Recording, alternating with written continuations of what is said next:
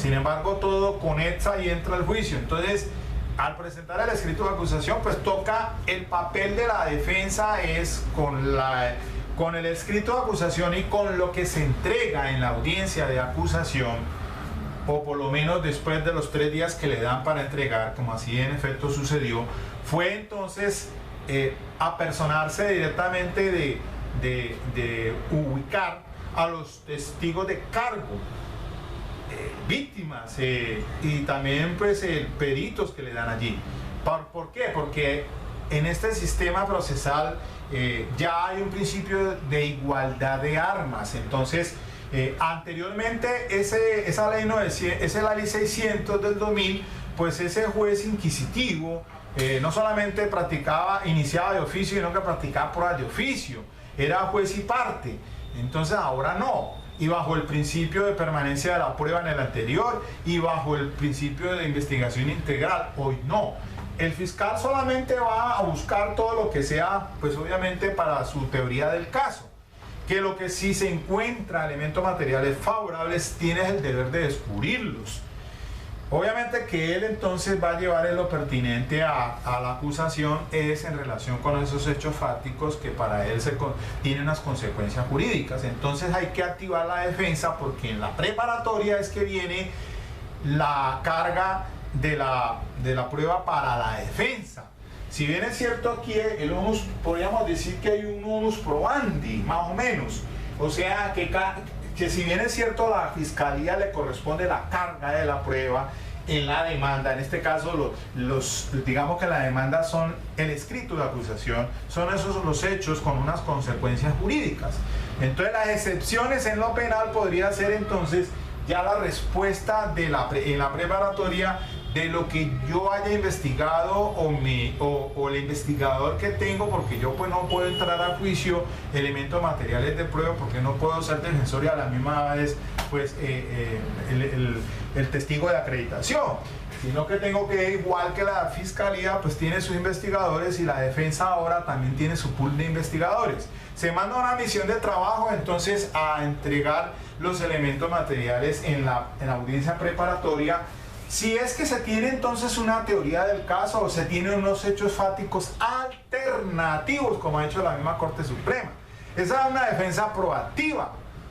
Cuando se da esa situación, entonces la defensa, porque puede suceder que entonces la defensa se quede sentado nomás y vea pasar entonces todo lo que le va a producir lo que le va a producir entonces el fiscal. Pero fíjese bien que aquí me llama la atención en este sistema de dispositivo en lo civil. Cuando dice, hay una premisa que dice, los contendientes deben contribuir a que el juez supere el estado de ignorancia. Y entonces, quiere decir esto que si en lo civil, por ejemplo, la contraparte o el oponente, el que va a excepcionar, tiene que mostrar la carga de la prueba, quien alegue debe probar, entonces podríamos decir que ahora, hoy por hoy, en ese sistema de tendencia acusatorio, pues también hay un papel activo de la defensa. Muchas veces vamos a esas audiencias preparatorias y lo primero que le dicen, doctor, ¿y usted qué tiene para descubrir? ¿Tiene elementos de prueba? Y le abren los ojos como si le fueran a echar gotas. Entonces hay que justificar y decir, bueno, yo no encontré el acusado, o no me he podido entrar en contacto, o simplemente el señor no tiene ningún elemento de prueba para ir a juicio oral. Entonces me voy a ir es con la carga que tiene la fiscalía y con eso entonces hacer una defensa pasiva, como se ha llamado. Y parece ser que entonces mire cómo se me está volviendo esto un boomerang, porque se me está regresando a mí, porque en lugar de hacer por hacer más, hice menos. Al punto de que entonces les comento lo siguiente. Bueno, sí, uno entra en contacto con las personas, pero yo les doy un consejo: no entre en contacto más con las víctimas. Si ha de suceder lo que me pasó en pleno juicio oral, donde el fiscal le pregunta a la madre de una de las menores que si me conocía, y ahí entonces pues yo no le vi nada irregular, pues sí, yo he entrado en contacto con la señora, pero jamás de lo que se le ocurrió decir en juicio, y como no me opuse, porque no sabía qué era lo que estaba sucediendo. Mire que hubo una prevención por parte del testigo con la fiscal, y la fiscal entonces ya se dio una situación allí que psicológicamente eso influyó en todo el juicio oral. Porque a partir de ese momento, cuando entramos a juicio oral y de la señora dice algo que le dice allí que yo le había dicho pues que le convenía más, que le iba mejor con el cliente mío que con el fiscal. Y entonces eso pues fue ya entendido por la fiscal como algo como que soterradamente estuviera sobornando. Jamás sucede una cosa de esas. Y tendré que demostrarlo en su debida oportunidad si esto llega a instancias judiciales también. Pero no fue ese el tema. El tema era buscando la forma de contratar al testigo para que el investigador que tenía fuera y hiciera la entrevista. Pero entonces mire lo que pasa allí. Y después entonces estipulo con la fiscalía un examen de sexología o el estudio pericial de una de las menores, porque no presenta desfloración, tiene himen no elástico, y en el anamnesis le dice al médico forense que ella nunca ha sido tocada en sus órganos genitales y no ha tenido su primera menstruación. Entonces, si eso para mí es favorable, yo lo estipulo todo con la fiscalía.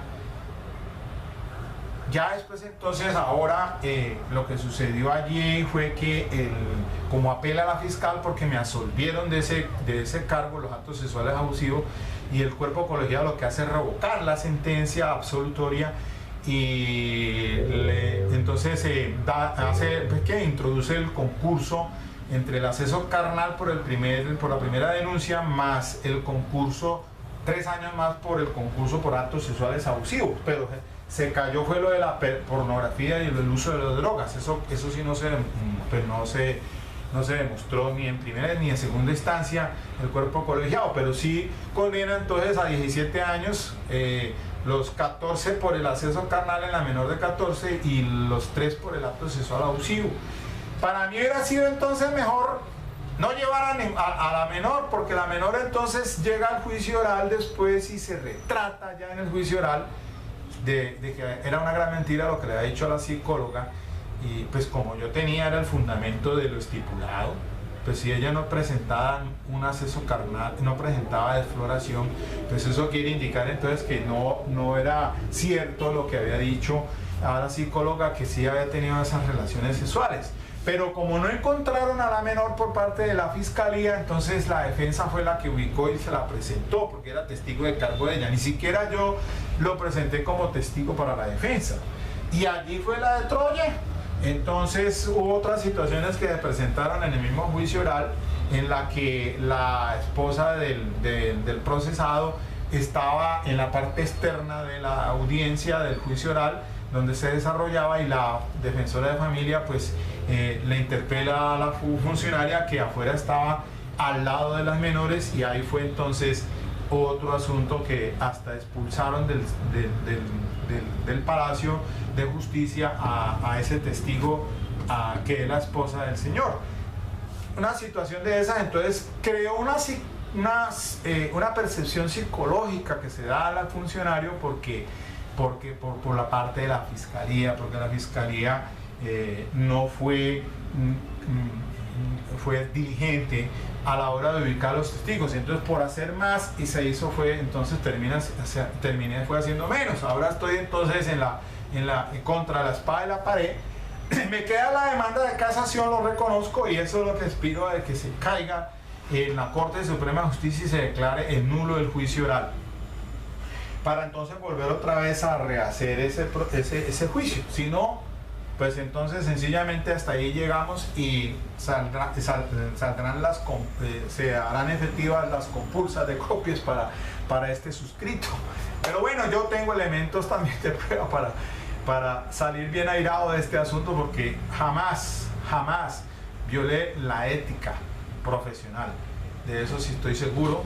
Tengo también las pruebas, porque resulta que había unas grabaciones entre la señora que hoy dice eso allá en el juicio con mi cliente, en la que le estaba extorsionando, pidiéndole un dinero a cambio de retirar la denuncia. Eso que no alcancé a entrar a juicio porque como prueba sobreviniente, debido a un problema que tuvimos con las grabaciones, y entonces el tribunal de Buga las rechaza por ser extemporáneas, y entonces además porque consideró el tribunal también que esas no eran, que eso no era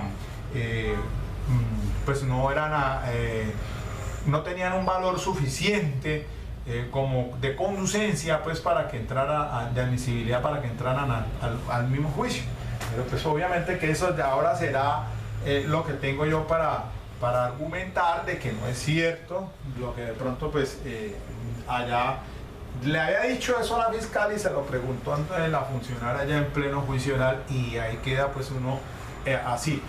Hay que tener mucho cuidado entonces, y yo pienso y recomiendo entonces que a la hora de hacer una defensa penal, pues queriendo hacer uno una defensa proactiva en lo penal, puede ser a veces peligroso para la ética, y para pues que obviamente mire las consecuencias que se pueden, la adversidad que puede tener uno en un proceso penal.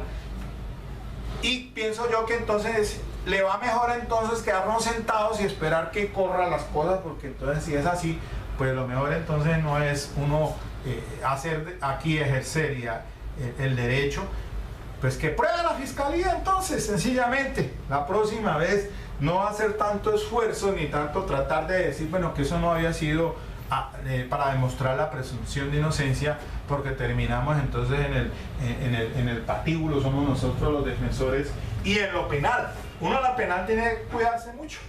Eso sí es un consejo que les doy, tener cuidado en extremo, porque entonces mire, frente a esto ahora, en este sistema ahora de tendencia acusatorio, en que todo se da bajo ese principio de inmediación y de concentración en el juicio oral. Ahora, la contradicción también que tiene que darse, el contradictorio que debe permitirse. Por eso es que aquí estoy atacando en esencia la trascendencia del error del juez, es que se metió en el tema de la impugnación de credibilidad, que era exclusivo de las partes.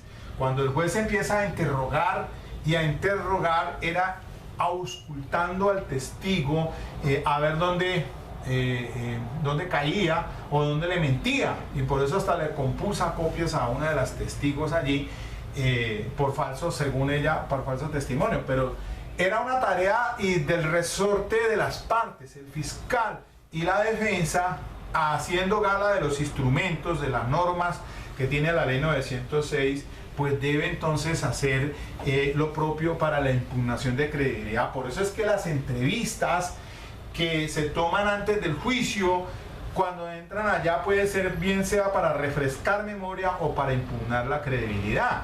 Y entonces las partes en el juicio oral tienen que hacerlas leer para que allá en el juicio el juez entonces se dé cuenta si está mintiendo o no está mintiendo. Esa es la razón de ser en varios artículos del Código de Procedimiento Penal ahora habla sobre el tema de la impugnación de credibilidad. El 403, por decirle un ejemplo, dentro de los 6 ítems que tiene, o 7 ítems que tiene, dice cuándo se va a atacar la credibilidad o la impugnación de la credibilidad del testigo: por inverosímil, por increíble, por lo que ha dicho antes en entrevistas antes del juicio oral, porque es un testigo que no tenía la percepción para percibir lo que él directamente dice, por tener incluso también cierta animadversión o tener algo, pues, etcétera, etcétera. Ahí el 403, entonces todo eso ya la misma Corte ha dicho en una sentencia, que cuando se va a impugnar la credibilidad en la audiencia preparatoria se tiene que indicar cuál de los ítems o los numerales del artículo 403 es que se va a impugnar la credibilidad del testigo. Entonces, si eso es así, entonces ¿por qué razón el juez vuelve a ese sistema inquisitivo? No quitan el chip. Tienen esos sistemas procesales inquisitivos donde el juez es juez y parte, ya eso está mandado a recoger. Ahora, según Luigi Ferrajoli en Derecho y Razón, los sistemas acusatorios, hay una separación entre los actos de investigación y los actos de juzgamiento. Ese juez es un juez que, si bien es cierto, está allí no pasivo, pero sí debe ser activo en cuanto, pues obviamente, a participar en las audiencias a fin de controlar y aplicar la justicia material, pero sin desbordarse y mantenerse entonces equidistante. No va a ser que entonces sea causal de nulidad por violación al debido proceso y a las garantías fundamentales que se le deben al acusado y también a las víctimas también en esencia. Bueno, eso era lo que les quería manifestar y decirles. Hasta aquí voy. Ya tengo el cuerpo de la demanda de casación casi listo. Vamos a ver cómo me va, la presento la otra semana. Seguimos entonces. Ese era el motivo que había estado un poquito alejado, además porque mi videocámara se averió. Entonces estaba pues incomunicado, digámoslo así. Bueno, muchas gracias a todos. Seguimos con estos interesantes temas del derecho penal. Dale link si te gusta, compártelo. Recuerda, este es un espacio estrictamente académico y con el fin pues de ampliar los conocimientos. Muchas gracias.